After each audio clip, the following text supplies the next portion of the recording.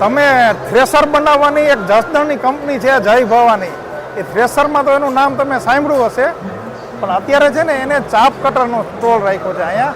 એટલે કે ગાયોને ઘાસચારો અને ગાયો માટેના આહાર અને એના ઘાસચારાને કાપવા માટેના કટિંગ મશીન, આ નાનામાં નાના 2 ગાયોના મશીનથી લઈ અને મોટામાં મોટું 300 ગાયો સુધીનું મશીન છે.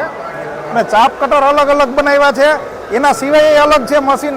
1-2 મશીન એવા છે, હું તમને બતાવું છું, પાછળ છે એ પછી બતાવું. પણ આ એને વિશેષ ચાપ કટર બનાવ્યું છે.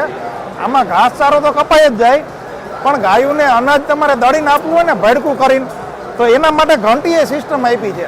જો આ એક જ ચાપ કટરની અંદર એક જ મોટરમાં આ બાજુ છે એ ઘાસચારો કપાય અને આ બાજુ છે ને એ અનાજ દળાય ગાયો માટે, અને અલગ અલગ જાડી માટેનું જાડો લોટ થાય.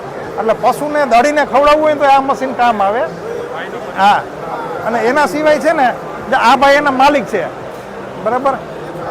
અને તમને એના સિવાય મશીન બતાવું. આ મશીન છે ને એવું છે કે જાનવરોને ખંજવાળવા માટેનું, તમને નજીક જઈને બતાવું. જો આ છે ને પાછળ એ જાનવરોને ખંજવાળવાનું મશીન છે. એટલે આ ખાલી આ ફિક્સ છે અને આ છે ને મોટરવાળું છે. આ છે ને આને તમે જો આમ હલાવો ને એટલે ચાલુ થઈ જાય અને ઓટોમેટિક ટાઈમર 30 સેકન્ડ સુધી ચાલુ રહે.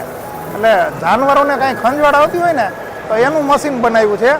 અને આ જય ભવાની ઇન્ડસ્ટ્રીઝના ભાવિનભાઈ છે, અને એને શું કર્યું છે કે જે મશીન 2,50,000નું આવતું, કેટલાનું હતું?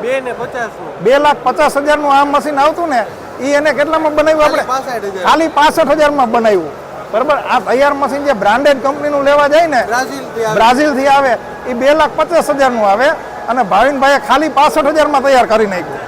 અને એના આ બધા છે ને અલગ અલગ રાજદાણ બનાવવાના મશીન છે, નાના નાના. અને મારી પાછળ જે આ નંબર દેખાય છે ને, એના નંબર છે.